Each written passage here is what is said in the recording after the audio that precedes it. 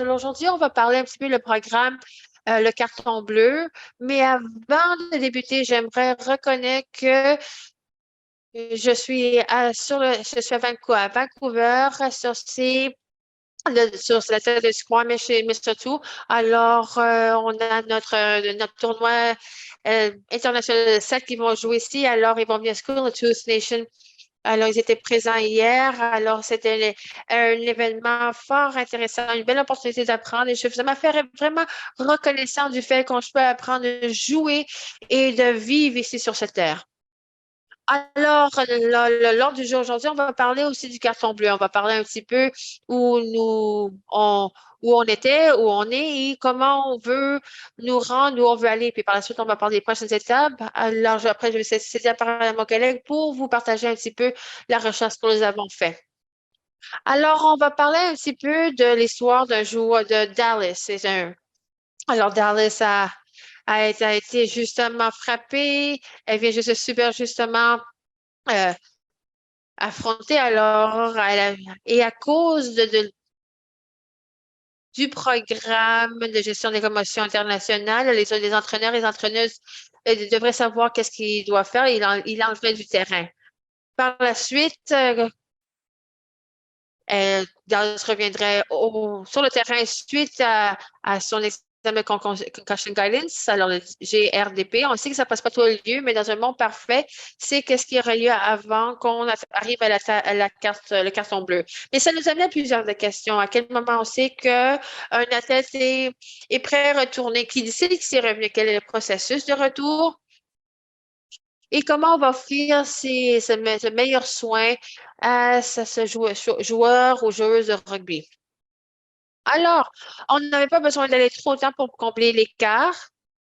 Dans le rugby, le rugby, et au Nouvelle-Zélande, il y a le processus, justement, le programme de carton bleu pour permettre les athlètes de retourner au jeu de manière sécuritaire. Alors, en Ontario, on a mené un projet public et qui s'est très dans ce projet pilote, on a mené ce cartes bleu dans les compétitions plus seniors pour les femmes et les hommes dans la grande région de Toronto. Alors, suite à ce processus, il y a plusieurs des questions se sont soulevées après.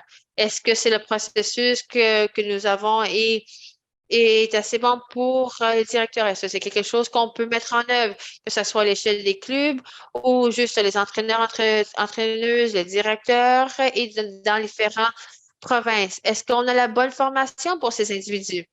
Et qu'est-ce que, et est-ce qu'il y a comment se présente ce processus? Est-ce qu'il y a des lacunes? Comment on peut l'améliorer? Une des questions justement qu'on est en train de faire, comment on mettait vraiment l'arbitre avec le carton bleu pour reconnaître qu'un joueur ou joueuse a été enlevé du terrain, c'est la raison pour laquelle on a demandé à Mike de se joindre à cette initiative pour une perspective de research. Alors, Mike, vous avez la parole.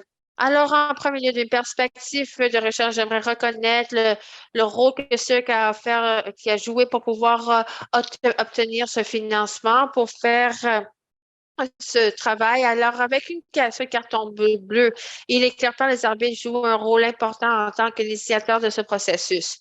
Et nous avons identifié que la plupart du temps, c'est une population qui n'est pas prise en considération en matière de la recherche dans les commotions cérébrales. C'est la raison pour laquelle on voulait vraiment comprendre leur expérience dans la gestion des commotions cérébrales et surtout dans la mise en œuvre du programme du carton bleu suite au projet pilote de 2019. Alors, on a fait des entretiens individuels avec des arbitres en Ontario. Alors, c'est des individus qui auraient passé à travers le processus du projet pilote. Alors, il y avait 19 participants, il y en a 5 qui ont complété une première entretien, pardon, puis par la suite, un entretien de suivi. Et par la suite, on regarde les individus qui ont participé à cela. La plupart des participants s'y sont identifiés comme hommes. Il y a deux qui sont identifiés comme femmes. Puis un individu s'est identifié non-binaire. Alors, pour référence, leurs arbitres représentent à peu près 18 des arbitres qui sont inscrits avec un rugby Ontario. Alors, c'est assez représentant. Mais c'est un échantillon assez divers. En matière de l'expérience et des démographiques. Alors, notre échantillon est assez large en matière d'expérience. Nous avons 10 de premier de certification 1. Alors, ça, c'est plus junior. Il y en a 4 de certification niveau 2. Ça, c'est pour plus senior, compétition provinciale, universitaire. Et par la suite, il y en avait 3 arbitres certifiés niveau 3 qui sont plus, par exemple, nos arbitres nationaux.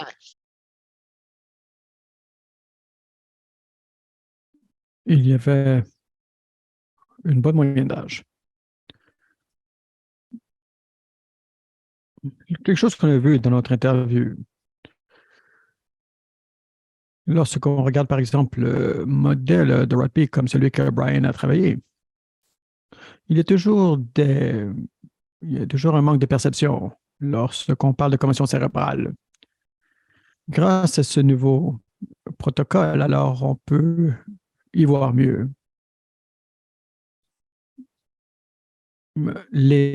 Par exemple, les entraîneurs parlaient de différents stades de commotion cérébrale, différents degrés de gravité.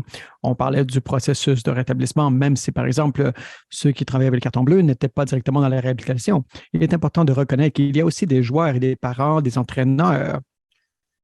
Et nous voulons nous assurer que tout le monde a une bonne compréhension de ce processus. Il y a aussi des idées fausses. Cela est reflété, par exemple, dans l'utilité du test de référence, même si celui-ci n'est pas recommandé au niveau communautaire. Et il y a aussi des entraîneurs qui ont beaucoup plus d'expérience croyaient qu'ils comprenaient bien les blessures, même si eux aussi euh, n'avaient pas toutes les connaissances. Lorsqu'on voit ici les préoccupations des officiels de match,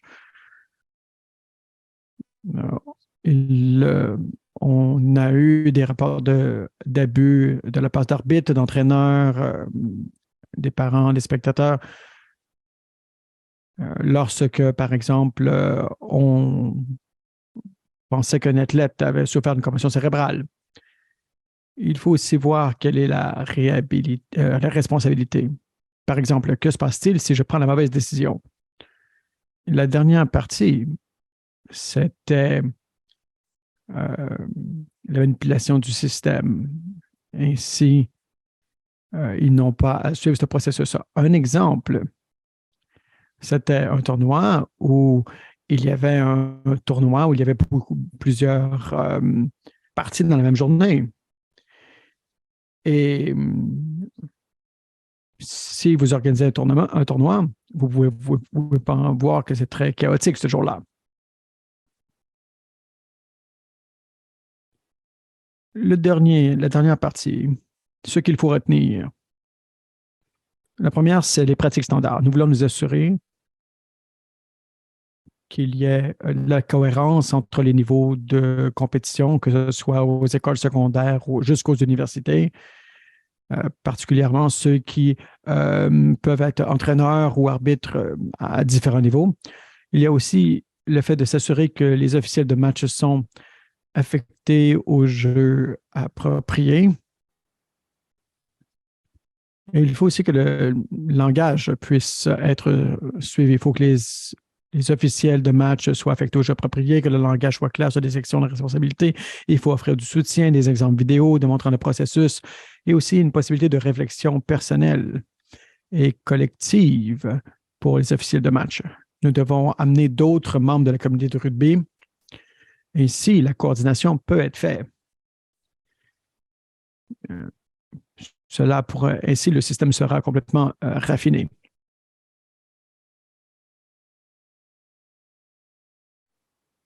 Donc, sur les bases de ces recherches que nous avons développées dans cette formation, la première chose que nous avons fait,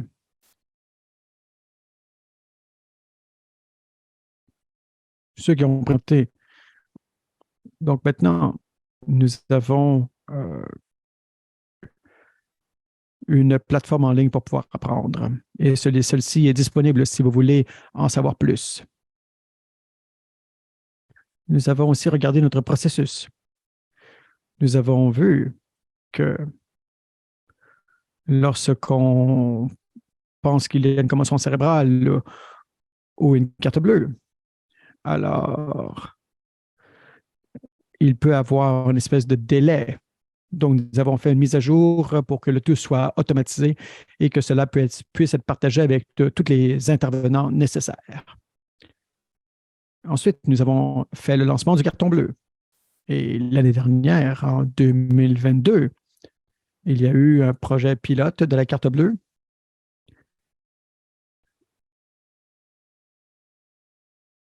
Donc, de quoi a l'air cette carte bleue maintenant?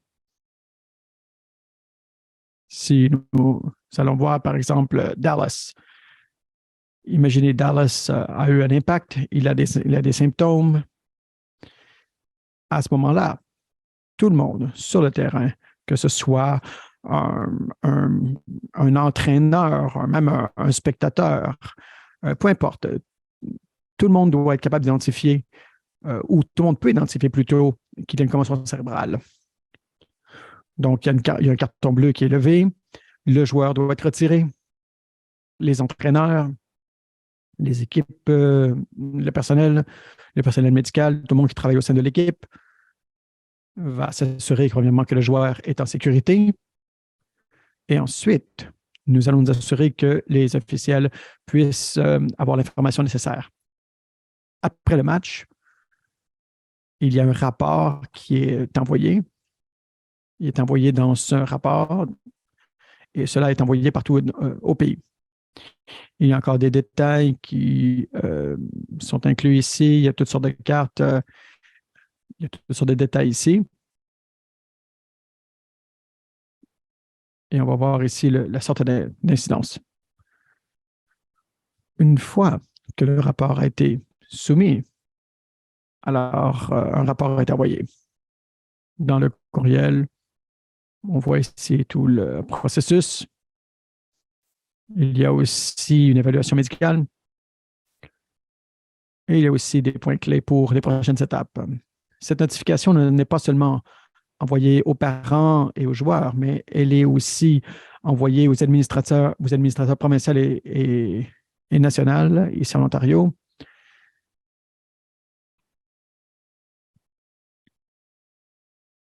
Donc, une fois que ça arrive, l'information est envoyée à un médecin, un professionnel ou un spécialiste. Une fois que l'évaluation est faite, une lettre est signée, elle est soumise dans un système de registre. Cela crée une notification à tout le monde qui fait partie de ce processus qu'on demande une révision sur le statut. Donc, ce que nous avons fait ici, c'est de s'assurer que le joueur ne peut revenir sur le jeu parce qu'il n'est pas actif. Parce que tant et aussi longtemps qu'on va montrer qu'il n'y a plus de commotion cérébrale, alors le joueur ne pourra pas revenir au joueur. Donc, on va ainsi s'assurer que le bon niveau des individus aura fait les évaluations.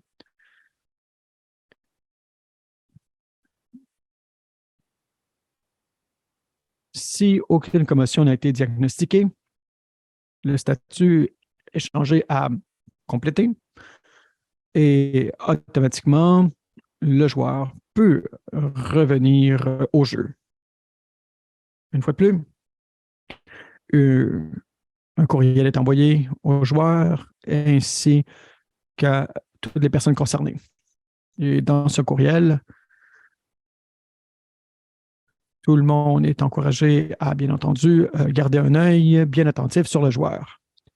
Si toutefois une commotion cérébrale est diagnostiquée, alors le joueur, ici son nom c'est Dallas, alors il va demeurer inactif.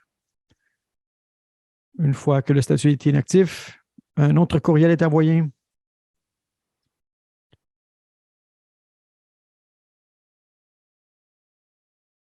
Ensuite, Dallas va tranquillement reprendre le processus.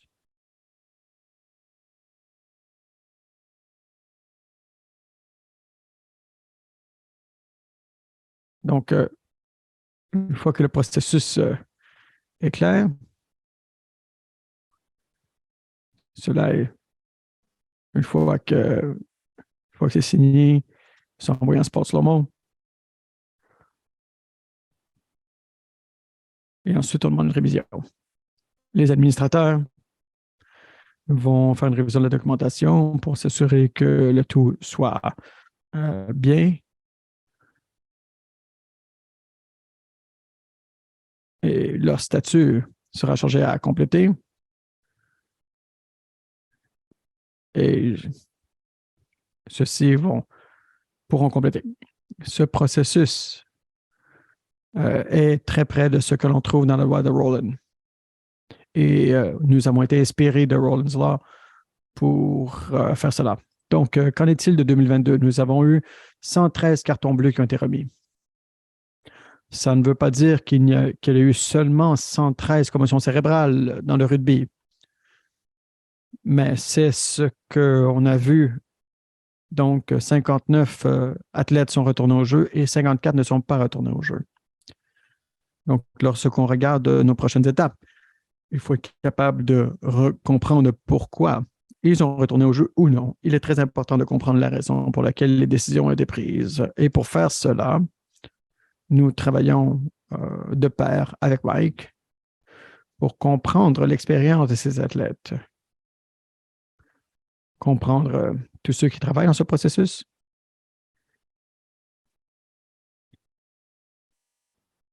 Nous avons aussi établi des guides pour les clubs de rugby. C'est seulement un projet pilote ici en Ontario, mais nous voulons étendre cela au reste du pays. Comme je mentionnais plus tôt, nous soutenons les athlètes au fur et à mesure qu'ils veulent retourner au jeu. Donc, il faut se poser la question, y a-t-il une façon de soutenir les entraîneurs pour qu'ils puissent ramener les athlètes au jeu de façon sécuritaire? Nous devons être capables aussi d'écrire un rapport sur dans un système. Par exemple, lorsqu'il y a une partie, si on s'attend à une commotion cérébrale, alors le tout doit être envoyé par courriel. Donc, qu'en est-il pour nous? On a un système à plusieurs niveaux. Nous devons être capables de soutenir beaucoup d'intervenants pour que le joueur puisse retourner au jeu de façon sécuritaire. Nous avons une approche où nous voulons vraiment amener tout le monde pour que le joueur puisse mieux comprendre ce qui se passe. Les gens aiment le système de carton bleu. Et par exemple, le stigma qu'on avait auparavant par rapport aux commotions cérébrales a été retiré. Maintenant, les gens sont beaucoup plus sensibles. Nous sommes aussi en lien avec d'autres organisations et des professionnels de d'autres sports pour améliorer notre processus et nous assurer que les joueurs de rugby demeurent sécuritaires. Et ce que nous voulons ici, c'est de poursuivre cette discussion. Mike et moi, nous avons travaillé et nous aimerions vraiment vous entendre, que vous puissiez participer, que nous puissions collaborer. Donc, le code QR est à l'écran si vous voulez le balayer. Et si vous voulez participer, alors on va vous envoyer un lien et nous aimerions vraiment avoir une discussion ouverte pour l'avenir. Et souhaitons que nous pourrons ici aider les autres joueurs. Voilà ici nos courriels. Si vous voulez me rejoindre, ainsi que Mike, je vous remercie beaucoup et merci d'avoir pris le temps de nous écouter et j'ai très hâte d'entendre toutes vos questions et commentaires. C'était excellent, super. Merci, merci, merci. Merci de parler de l'organisation, des informations, des programmes. Si j'ai seulement le temps pour une question. Mais une question qui me vient, c'est, avez-vous parfois des entraîneurs qui ne sont pas réceptifs? Ou avez-vous déjà vécu cette situation? Oui, quand on l'a lancé, il y avait un plan de communication que l'on avait. On avait eu parfois des sentiments qui n'étaient pas très à l'aise de la part des entraîneurs, mais ultimement, la carte bleue n'était pas différente de ce qu'on avait fait auparavant. On a toujours eu une politique similaire dans le monde du rugby. Une fois que nous avons été capables de mettre à jour le processus, alors on s'est rendu compte que les entraîneurs nous soutenaient. Super. Oui, j'en sens. Oui, vous savez, il y a toujours un sentiment d'inconfort quand on a du changement. Merci beaucoup en passant d'être avec nous.